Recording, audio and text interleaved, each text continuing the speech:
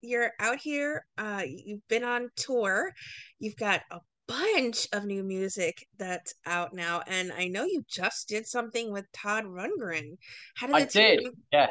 connect?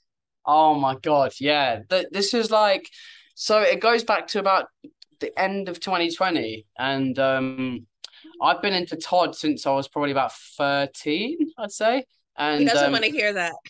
no, he doesn't want to hear that. He doesn't want to hear any of that shit. But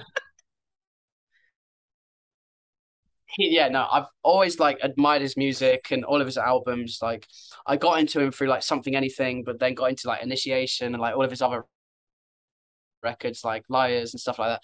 And yeah, I just hit him up. I was like, you know what, I might as well do it. You know, he's probably not going to answer back, but I was very surprised when I got an email back and he was like, let's set up a Zoom call. So I spoke to him on a Zoom call and I was like, you know, I just wanted to say hi. I just wanted to say that I admire your music and you're a massive influence to me. And I sent him a few songs and I didn't really expect anything out of it. But about a year later, it took a year, but a year later, his manager Eric, he sent us an email, me and my manager Pete, and he was like, we'd actually really like it if you were on Todd's next album. So I was blown away. I was like, what the hell? This is literally like a dream come true. And so he started messing around with Kasim Sultan, who is the bassist for Todd and bassist for Utopia as well, which is Todd's other band. And yeah, basically the song that's on the album Space Force is called Head in the Ocean. And yeah, I just made it at home, and yeah, his bassist added a bit to it, Todd added a bit to it, and then all of a sudden, next minute, it's out in the world, and it's just such a surreal feeling to be on your hero's album. Like Sure.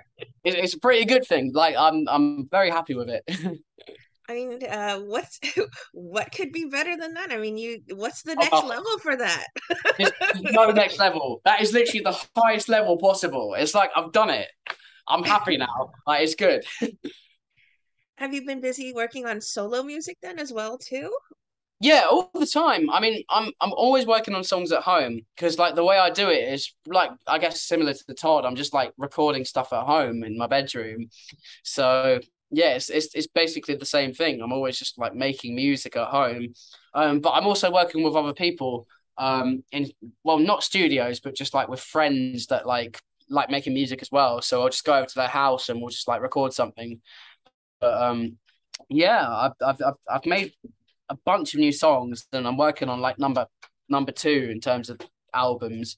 And yeah, tonight we're actually playing like new songs and stuff, which is really exciting. So yeah, got plenty of new material, which is good. Well, I know how I would describe your sound. Do you have a way that you tend to describe it?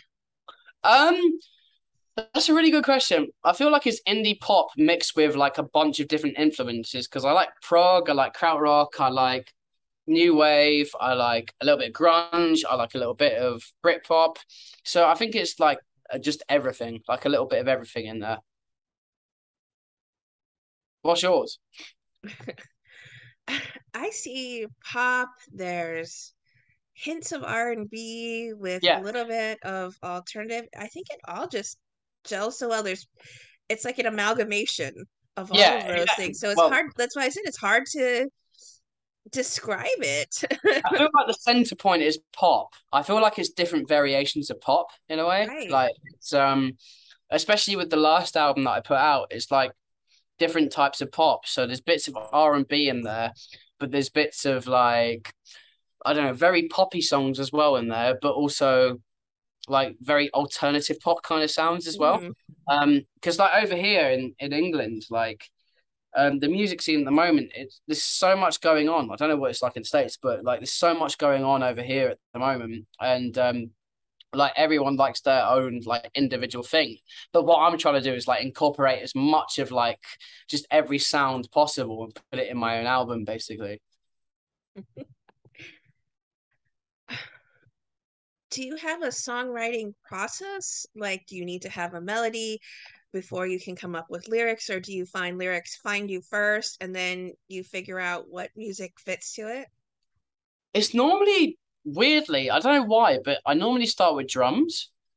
Normally start with a really good drum beat, Because like my main instrument is drums. Like that's what I started out with.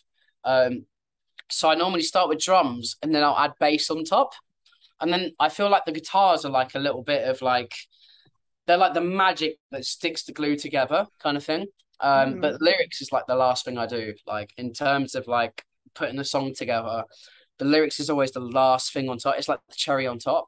I don't know why, but I've just always started with drums. I've always felt like it's the best way of like piecing a song together. How much of a hand then do you tend to have when it comes to the production side of your music? Um, I've got about 40 songs out, and I'd say like at least 25 of them are just me writing, recording, playing all the instruments myself. But then it's like probably the rest of them is like I'll go in a studio, I'll still play most of the instruments, but there'll be someone doing like a synth part or a guitar part. So I'd say I'm mostly hands-on when it comes to instruments. I like to play all the parts myself. But with writing, like it's sometimes nice to work with a different person. It like refreshes the way that you work in terms of an artist, and it's nice to like just work with someone else that has a completely different viewpoint compared to what you have. So um yeah, I've been open to that a lot more like through my career because like at the start I was doing it all by myself. But nowadays I like working with other people that kind of just get what you're trying to do, if that makes sense. So I'd say it's like a lot of the stuff is mostly me, but then occasionally I'll work with someone else, if that makes sense. Well, we know that you've hit one of your dream collaborations with this particular song with Todd Rundgren. Is Yeah. there any other dream collabs you have? Oh, that's a really good question. I mean, there's a billion different artists that I'd love to work with, like Shuggy Otis, Tame Impala, like Mac DeMarco, you know, like all of the greats. Um, I feel like Brian Eno as well, you know, like Peter Gabriel. There's so many different people that I'd love to work with, but I feel like it's like I'd rather just keep doing my own thing and you know, anyone that wants to work with me, they'll just naturally go up to me and say, hey, you know, I want to do something with you. So as much as I want to work with other people, it's like I still love to just keep doing my own thing and keep recording by myself and just see what happens basically. You're out here on tour for the Two British Friends, One North America, Even coming. though Thomas is he's technically Australian, but we'll give him a pass. Whatever. There should be an asterisk at the title of I know that's so true. A little asterisk that goes to the bottom of the that says poster. actually He's Australian, actually Australian. Yeah. technically Australian. What can fans expect from a live Alfie Templeman performance? Oh, it's just really fun. Like what we're doing right now. This is like so far in the UK. This is like the best tour we've done. So I think by the time we go to the States, we're going to be really, really, really ready, really eager to play and just like have a good time. So yeah, I think it's going to be really fun overall. I think it's going to be a good time. Like I feel like it's just going to be like, well, everyone in the band, we're all mates and we have really good chemistry. And I feel like that really bounces off to the audience as well. So we're just going to have fun. We're really looking forward to like meeting new people after the shows as well, you know, going out and talking to Mhm. people. Because like the last time we were out in the States was with Chloe Moriondo, and that was really fun. And we met so many cool people afterwards. So I'm looking forward to doing the same thing again and just saying hi to people and you know making new friends and doing new things with people. So yeah, I think it's gonna be awesome. Basically, I think it's gonna be really fun. Do you have a favorite song that you enjoy performing while you're live?